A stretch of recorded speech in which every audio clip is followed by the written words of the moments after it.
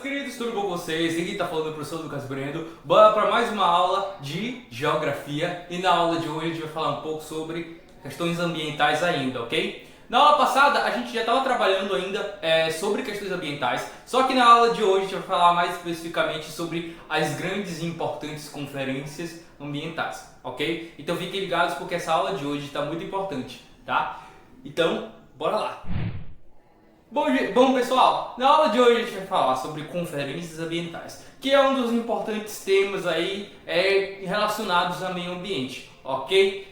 É um tema que geralmente ele cai no Enem em provas de vestibular, então é um tema que eu vou me referir nele de muitas formas aqui, mas sempre que a gente for trabalhar esse tema, a gente tem que ter em mente que ele é um tema geralmente cobrado no vestibular e é um tema também que está muito relacionado a fatos históricos que aconteceram ao longo da nossa história, né? Principalmente quando se houve a ideia, a tentativa de se implantar políticas ambientais de mudar essa visão e essa mentalidade pré-existente sobre políticas ambientais. Então é por isso que esse assunto ele é importante, porque ele vai nos contar um pouco sobre como foi transformado essas múltiplas políticas ambientais que a gente tem hoje, né? Porque até então, até um certo momento da história da humanidade, essas políticas elas não existiam, ok? Então é importante a gente levar em consideração que essas políticas elas são muito novas. Quando se pensa em meio ambiente, né, essa temática e o debate sobre o meio ambiente é algo que deve se pensar como algo muito novo ainda, tá? São conceitos ainda que estão em construção, ok? Então a gente não pode esquecer de ressaltar a importância desse assunto, né? Porque como é um assunto muito novo, tá? A gente tem que ressaltar a importância desse assunto para as questões da sociedade, né? Para relacionar a importância desse assunto com a sociedade, tá? Então esse é o objetivo dessa aula. A gente vai pegar esses assuntos, né? A história deles, a história das conferências ambientais e vamos colocar um pouco aqui da importância deles e quais foram os resultados em nível global, tá? Principalmente aí que a gente vai ter que lembrar dos nossos conceitos que já trabalhamos sobre globalização, ok? Então, para não demorar muito, bora falar da primeira conferência ambiental. Bom, a gente tem que ter em mente, né, que a gente vai começar a pensar o meio ambiente a partir do século XVIII. Até então, até antes do século XVIII, o ser humano ele não trabalhava muito sobre o meio ambiente e também não tinha discussões importantes sobre o meio ambiente. A partir do século XVIII, os pesquisadores vão visualizar que o meio ambiente precisa ser cuidado. É isso mesmo. Até antes do século XVIII, eles viam o meio ambiente como algo desnecessário, né? Um debate que não dava resultados. Mas depois do século XVIII, com o advento da Revolução Industrial, por quê? Porque a gente teve a Revolução Industrial e a Revolução Industrial promoveu um aumento do uso dos recursos naturais. Ou seja, a gente estava produzindo muito mais em pouco tempo, mas as consequências disso para o meio ambiente não eram boas, tá? A gente tem que levar em consideração que os resultados dessa Revolução Industrial eles geraram impactos ambientais, né? A exploração excessiva dos recursos naturais. Ok? Então, graças a essa exploração excessiva, o ser humano acabou percebendo o que ele estava fazendo, né? Ele percebeu, se a gente continuar assim, a gente vai acabar com a natureza e com nossos recursos naturais. Então, o que é que eles proporam, né? Vamos começar a debater sobre o meio ambiente. Então, a partir do século XVIII, a gente vai começar a ter os debates mais importantes sobre o meio ambiente, ok?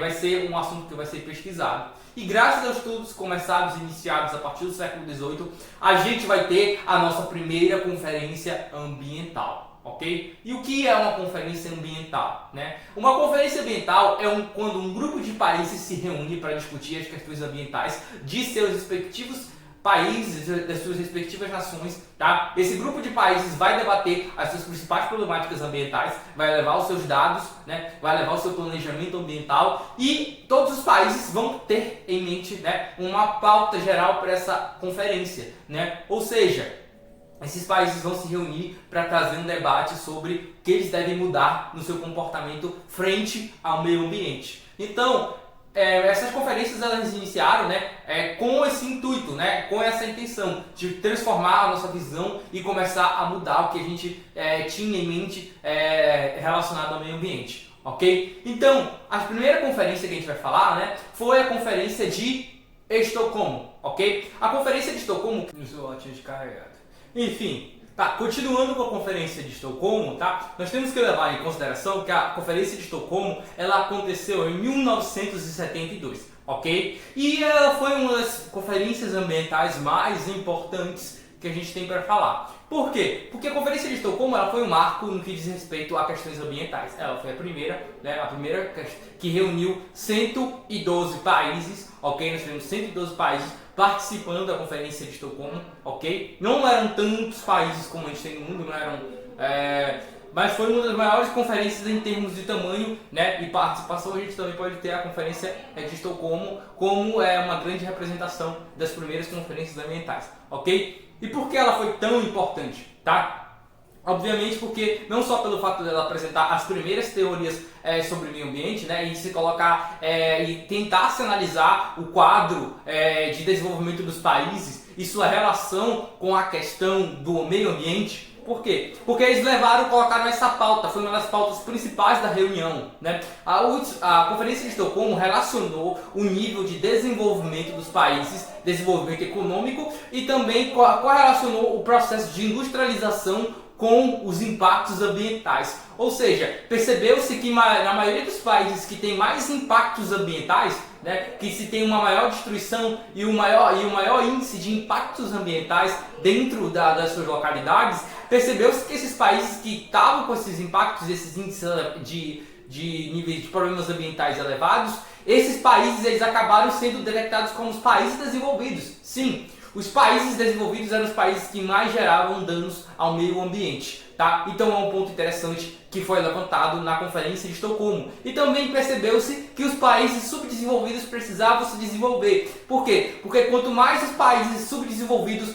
tentavam se desenvolver, mais impactos eles também geravam. Então eles colocaram propostas, né? Eles colocaram propostas para que esse nível de desenvolvimento fosse o mínimo prejudicial ao meio ambiente. Ou seja, desenvolvimento sustentável. Se desenvolver de uma forma igualitária, de uma forma sustentável para o meio ambiente. Por quê? Eu vou explorar os recursos, mas eu vou ter um controle do que eu exploro, eu vou ter cuidado, eu vou saber utilizar, né? Eu vou ter uma maior atenção na hora de produzir, eu não vou jogar lixo, tanto despejo tóxico, né? Porque foi uma das pautas da Conferência de Estocolmo, foi a questão do tóxico, né? Os produtos tóxicos que eles descartavam, antes dessa conferência, eles descartavam os produtos tóxicos de qualquer jeito, e na conferência também houve essa preocupação em fazer uma organização sobre o descarte de produtos tóxicos, né? E outro ponto também da Conferência de Berlim foram estratégias a serem adotadas para que se tenha um desenvolvimento mais sustentável, né? Mas a principal ideia, né, que se abordou, foi a ideia de que os países em subdesenvolvimento eles precisavam ter uma consciência que o desenvolvimento acelerado não era algo que eles deveriam fazer porque ia gerar danos. E é claro que um dos maiores problemas da Conferência de Berlim foi a briga entre os países desenvolvidos e os países subdesenvolvidos. Ou seja, os países desenvolvidos eles acabaram tendo conflitos com os países desenvolvidos. Por quê? Porque a Conferência de Estocolmo, colocou limites para o que eles deviam explorar, para o que eles deveriam utilizar, né? Colocou limites. Vocês não podem explorar a natureza desse jeito, vocês não podem explorar os recursos naturais desse jeito, tá? E o que é que os países mais subdesenvolvidos falaram? E aquele cara lá, aquele cara que se desenvolveu agora, né? Aquele cara desenvolvido ali, né? Os países desenvolvidos, né? O que a gente vai fazer com eles, né? Vocês aí da Inglaterra, por exemplo, né? O que a gente vai fazer, né? Pessoalzinho da Europa aí, né? Vocês já desmataram a Europa inteira e a gente, né? A gente não pode nem desmatar um pouquinho assim pra gente ficar ganhando dinheiro com o desmatamento? Era isso mesmo que eles pensavam na época, né? Que a destruição da natureza, que esses impactos ambientais eram necessários para o desenvolvimento e a promoção desses países em nível econômico. Ou seja, eles precisavam que os países se desenvolvessem economicamente, mas às custas da natureza, ok? Então eles precisavam destruir o meio ambiente para poder se desenvolver. E foi um dos maiores conflitos que se teve ali na Conferência de Estocolmo, porque os países eles falavam, não, eu também tenho que desmatar um pouquinho, né? Não é justo porque só a Inglaterra, né? Só a Alemanha, só a França eles mataram, né? Porque esses países aí geraram impactos ambientais, né? Não só aqui na Europa, mas em outros países, né? Nas suas colônias. E eu aqui, né? Eu nunca desmatei quase nada, minha floresta tá todinha aí, né? Deixa eu desmatar um pouco aí só pra mim ficar rico, né? E o que aconteceu? Exatamente isso. Eles queriam desenvolvimento, mas só que a Conferência de Estocolmo criou um plano, né, chamado Plano para as Nações Unidas em Meio Ambiente, né, que é o PNUMA, tá? PNUMA, vou colocar aqui na tela para vocês. O Plano das Nações Unidas em Meio Ambiente, né, que foi historicamente relacionado como o primeiro plano de desenvolvimento sustentável. Né? Esse aqui foi o primeiro plano de desenvolvimento sustentável, tá? Eu não vou falar em detalhes porque ela vai estender muito, mas eu vou deixar aqui na tela e vocês colocam pausa para dar uma lida aqui sobre os detalhes da PNUMA, que eu não vou entrar em detalhes na aula, ok? Mas a PNUMA, tá? Ela representou um marco do desenvolvimento histórico sobre as ideias que se tinha até então sobre o meio ambiente, né? E elaborou novas propostas, né? E planos para que os países, né? Esses 112 países que participaram da Conferência de Estocolmo, eles tivessem um desenvolvimento mais sustentável, ok? Depois da Conferência de Estocolmo, a gente teve outra conferência importante, ok? A Eco 92, tá?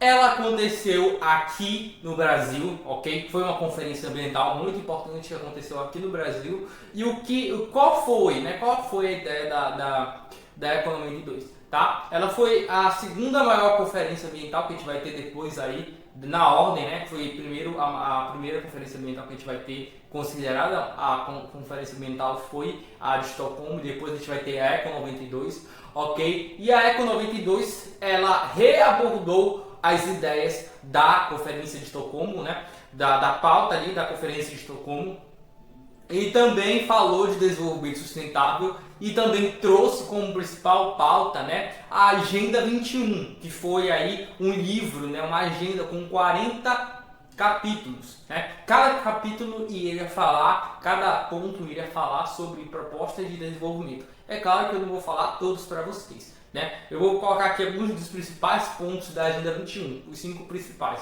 tá bom? A Agenda 21, tá? Que vai ser um dos pontos aí importantes da Eco 92, ela vai ter aí essas 5 ideias básicas. Quais são essas 5 ideias básicas, né? São as propostas de intervenção, né, sobre o desenvolvimento, né, para que a gente tenha um desenvolvimento sustentável em relação ao meio ambiente, ok? Então as propostas de intervenção, né, elas vão desde o combate à pobreza, né, elas também se relacionam com a principal ideia por trás da Agenda 21, né, e que é uma das principais ideias abordadas pela Eco 92, é a colaboração dos países. Sim, para que os países possam se ajudar economicamente, né? E também possam se ajudar em relação ao meio ambiente. Por quê? Porque um país faz uma coisa, outro país faz outra, um país quer se desenvolver na custa do outro, né? Um país não está nem aí para o meio ambiente e outro tá. Então a ideia foi que os países se ajudassem. Você precisa de alguma coisa, eu te ajudo, né? Fazer essa colaboração para o desenvolvimento mútuo, né? Por quê? Porque assim os países não vão competir entre si e não vão gerar um desenvolvimento, não vão gerar um desmatamento, né? Não vão gerar uma destruição, impactos ambientais mais agravados do que eles iam gerar antes, né? Então, a colaboração entre os países para a Agenda 21, que era um dos primeiros pontos, né, foi dos capítulos mais importantes da Agenda 21, né? Outro era o combate ao desmatamento, claro, né? Principalmente aqui no Brasil, tá? A gente teve a questão da pobreza, né? A diminuição da pobreza, né? A distribuição de renda, tá?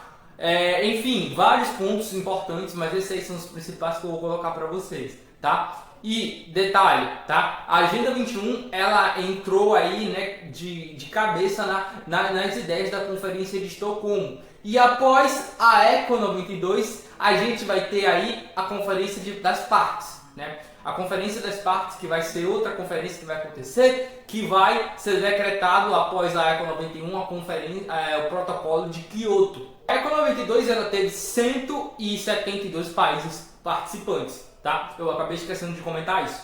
E outro ponto, tá, foi que a conferência de Kyoto, né, o protocolo de Kyoto vai ter a mesma colaboração desses 172 países participantes, tá? E o que é que vai ser essa conferência, esse protocolo de Kyoto? O que é que vai ser um dos resultados da Eco 92? Vai ser resultado da Eco 92, tá? A gente vai ter aí o protocolo de Kyoto, que vai ser o protocolo que vai começar a debater as questões das mudanças climáticas. A gente sabia disso até então, mas aí o que aconteceu, né? As pessoas começaram a se preocupar com a questão das mudanças climáticas. Aquecimento global, efeito estufa, né? O que nós estamos fazendo para aumentar a temperatura do globo terrestre. Então, o protocolo de Kyoto foi o primeiro protocolo que veio trabalhar aí com essas ideias, né? Tentar combater a mudança climática. E como eles fizeram isso, né? Eles estabeleceram limites para a liberação de CO2, né? Você não poderia liberar, os países tinham que diminuir, né, pelo menos em 20% a quantidade de CO2 que eles estavam produzindo, ok? Por quê? Porque tem países que liberam muito CO2, e se eles diminuíssem mesmo que 20%, se cada país diminui 20% de CO2, a gente tem uma quantidade bem mais reduzida de CO2, né? E também a gente teve durante o protocolo de Kyoto, né, a questão aí do combate ao gás chamado CFC, né, clorofluorcarbono. Ele foi protocolado aí como um gás prejudicial à camada de ozônio e foi retirado após a conferência de Kyoto, o protocolo de Kyoto, de circulação, porque ele era um gás que causava mudança climática. E como a pauta da conferência de Kyoto foi mudanças climáticas, a gente não poderia esquecer do CFC, né? Eu já até falei anteriormente para vocês sobre isso. Se você não viu essa aula sobre impactos ambientais, vai lá e assiste, porque é complemento dessa, tá bom? É por isso que eu tô falando, não tô citando impactos aqui, ok? Eu tô trabalhando de forma bem geral, tá? Bem rápida, só as conferências, ok? Com base para evitar aqueles impactos que eu falei na aula passada, tá bom? Então, o protocolo de Kyoto, ele tinha em mente acabar com essas mudanças climáticas, que foram os dois principais impactos, que é o aquecimento global, tá? Que eu falei para vocês na aula passada, e o efeito estufa, né? Ilhas de calor e outros processos também, eles são causados pela intervenção humana, só que a principal pauta foi a diminuição de liberação de gases estufa, né? Gases que causam o aumento da temperatura terrestre e a mudança climática, ok? Então, a partir do protocolo de Kyoto, a gente vai ter mudanças. Ele vai ser o principal protocolo que vai trazer para a gente, né, aí uma ideia sobre mudanças climáticas e a diminuição da liberação de gases estufa, ok? Outro ponto sobre o protocolo de Kyoto, tá? Eu acabei esquecendo também, foi a questão dos Estados Unidos, que é outro ponto bem importante, ok? Os Estados Unidos, ele foi um dos únicos países que se recusou a assinar o protocolo de Kyoto, dizendo, né, afirmando que esse protocolo iria prejudicar a economia dos Estados Unidos, né? Eles não queriam abrir mão das suas empresas, dos seus processos de liberação de gás carbônico, né? O protocolo, ele teve aplicação de fato em 2005, né? Se eu não me engano, foram 55 países, né, com 50% responsáveis por 50% da liberação de CO2, ok? Só que o maior país que é o maior liberal, que produz mais quantidade de gás carbônico, é os Estados Unidos. Ele é o que mais libera gás carbônico, né? E ele se recusou a assinar, justamente ele, que era o que mais produz gás carbônico, se recusou a assinar o protocolo de Kyoto, tá? Em 2005. Então ele entrou em vigor aí a partir de 2005, tá bom?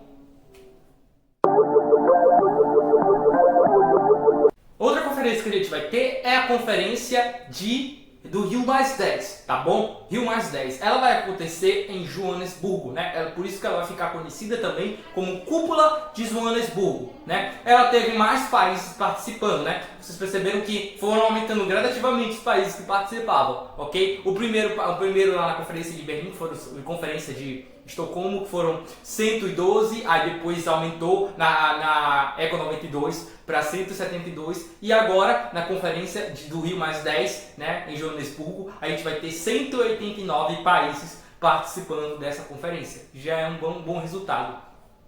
E qual vai ser a ideia principal dessa conferência, tá? Como ela vai acontecer na África, ela vai abordar cunhos, vai trabalhar muito sobre o meio ambiente, é claro, né? Vai trabalhar com isso, mas o principal pauta dela também vai ser mais causas sociais, ok? Ou seja, como fazia parte da Organização das Nações Unidas, da ONU, né, eles trabalharam também com os principais problemas que assolavam a África. Inclusive a questão da falta de água potável. E aí a Rio+10 ficou muito conhecida, principalmente por zelar pela água. Então a principal ideia da Rio+10 foi, o tema dessa conferência foi a questão da água, né? E que aconteceu em 2002, esqueci de falar, a conferência aconteceu em 2002, ok? E a principal ideia foi a água, né? Mas claro, a gente teve outras ideias. Eles reafirmaram, né, a Agenda 21, né, que foi feita lá na Eco 92. Eles reafirmaram tudo que foi planejado na Agenda 21 e também começaram a abordar na Rio+10, eles começaram a abordar sobre pobreza, né, sobre acesso à energia de qualidade, né, sobre o desenvolvimento sustentável. E quando eles falaram de desenvolvimento sustentável, já teve outra mudança, né? Eles colocaram aí o uso de energias renováveis, então vai ser uma nova mudança, a energia renovável, né? Energia sustentável, ok? O que é que vai acontecer? Eles podem utilizar aí a energia renovável, né? No caso, por exemplo, da energia elétrica, né? Não é uma energia 100% limpa, sempre vai ter impactos, tá? Mas é uma energia que não vai gerar tantos impactos como o petróleo, por exemplo, né? Então foi por isso que nessa reunião, né, eles trouxeram ideias de energia eólica, energia geotérmica, né, energia hidrelétrica, né, tá? Energias mais limpas e mais sustentáveis, ok? Então o que é que vai acontecer? Eles trouxeram isso, né? E os países que eram membros da OPEP. O que é a OPEP? Tá? É a Organização dos Países Produtores de Petróleo, ou seja, são os países do Oriente Médio que produzem petróleo. E eles não gostaram, obviamente, disso. Por quê? Porque o petróleo não é uma energia renovável, né? É uma energia combustível fóssil, né? E é uma energia que gera zero impactos para o meio ambiente, né? Libera gás carbônico, etc. Então o que é que acontece? Esses países membros da OPEP, eles não quiseram assinar a agenda dessa reunião, justamente porque eles achavam que iria prejudicar eles. Ou seja, os países que produzem petróleo não se sentiram beneficiados com a Rio+10 da OPEP, ok? Além da ideia da energia sustentável, né, eles também falaram muito da água e também do acesso ao saneamento básico para a população, que é um direito de todos, tá? Todos devem ter acesso à saúde e saneamento básico, ok? Então a Rio+10 veio com essa aí, né, 189 países reunidos em Joanesburgo no ano de 2002, tá? Que foram os países que começaram a discutir causas e problemas sociais, né, de energia, tá? E também relacionados ao uso da água e sustentabilidade, tá bom? Então essa foi a Rio+10. E para finalizar, 20 anos depois, a gente vai ter aí, tá? Outra conferência ambiental, tá bom? Vai ser a Rio+20, tá? Por que ela é chamada assim, tá? A Rio+20 é chamada desse jeito porque ela aconteceu 20 anos depois da Eco 92, ok? E o que é que vai acontecer, tá? Eles vão reafirmar as ideias da Eco 92, da Rio+10, né? E também vão trabalhar aí com novas teorias, né? E o tema na verdade, só para situar vocês, né? Ela aconteceu no Rio de Janeiro em 2012, tá? Rio de Janeiro 2012, foi organizada pela ONU também, ok? Então, o que é que vai acontecer?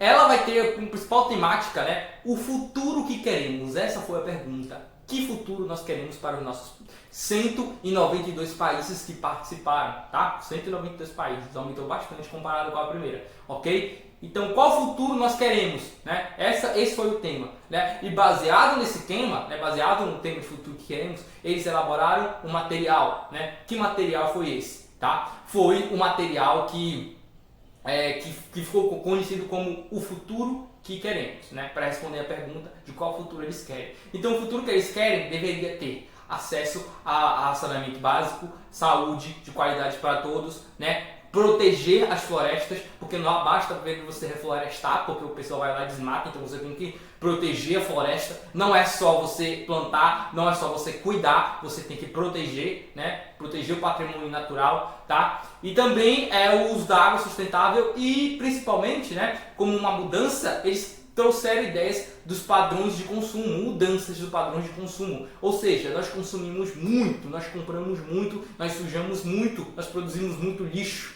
né? As empresas produzem muito. Se a gente consome muito, as indústrias também vão logo ter que produzir mais para suprir a nossa necessidade de consumo. Então, se a gente diminuir nossa escala de consumo, a gente poderia ter um desenvolvimento sustentável bem melhor, tá? Então, a ideia de mudar os padrões de consumo, né? Sair do consumismo e ser apenas consumidor. Por quê? Porque existe diferença entre ser consumista e ser consumidor. Quando eu sou consumidor, eu apenas uso o necessário, né? Eu só vou comprar um celular novo quando esse aqui quebrar. Né? Eu só vou comprar uma câmera nova, vou comprar um sapato novo, vou comprar uma TV nova quando a minha quebrar, quando eu não precisar mais, não tiver mais jeito. Né? Então é assim que era para funcionar, mas a gente vê uma coisa nova, a gente vê um celular novo, né? Ah, eu quero esse celular, oh meu Deus do céu, é maravilhoso, ele é bom, é melhor que o meu, eu vou comprar ele. Mas é claro que isso aí gera problemas, né? Então o que é que vai acontecer? O nosso padrão de consumo é errado, nós produzimos muito, nós comemos muito, nós jogamos muita comida no lixo. Tá? A gente joga muita coisa dentro do lixo e coisas que as pessoas estão passando fome dentro do mundo, né? E a gente jogando coisas fora, né? A gente jogando comida fora, tá? Então é um padrão de consumo que a gente tem, tipo, as empresas produzem 3 vezes mais, né? Ou seja, tem comida para alimentar 3 vezes a população. E por que essa comida não vai para essa população que está passando fome? Porque o sistema capitalista não permite, ele quer que a comida prefere que a comida estrague do que ela seja doada para as pessoas que estão passando fome. Por quê? Porque se a comida fosse doada, não iria ter lucro, né? Não existe doação no sistema capitalista, então a gente tem que gerar uma superprodução, né? A gente vai produzir muita comida, mesmo que seja para jogar fora, né? As comidas estragam nas prateleiras dos supermercados, nas nossas casas, todos os dias a gente joga comida fora. E o que acontece, né? A população aí passando fome, não tendo nem o que comer direito, né? Isso é uma das mazelas também e foi um dos principais temas da Rio+20, a questão da desigualdade econômica, né? Nós precisamos mudar nossos padrões de consumo para que todos tenham acesso à alimentação, né? Para que a gente acabe com a pobreza, né? Com a fome, tá? E com a miséria. Então, para isso a gente tem que mudar o nosso padrão de consumo, né? Nós temos que forçar o sistema, né, a mudar o nosso padrão de consumo, jogar o nosso lixo corretamente, né? Isso já é porque o lixo, ele fazer uma coleta sustentável, reutilizar, né? Tá? Reciclar, enfim. Então tem muita coisa sobre consumo que envolve não só a ideia de comprar, mas a ideia do descarte. Então isso tudo foi debatido na Rio+20, em 2012, que aconteceu no Rio de Janeiro e englobou 192 países. A nossa aula termina por aqui, tá bom, gente? Obrigado pela atenção de vocês, tá? Espero que vocês tenham gostado da aula de hoje, tá? Foi uma aula mais teórica que envolve os conceitos de meio ambiente e sustentabilidade, ok? Então a gente se vê na próxima e faça os exercícios, ok? Até mais!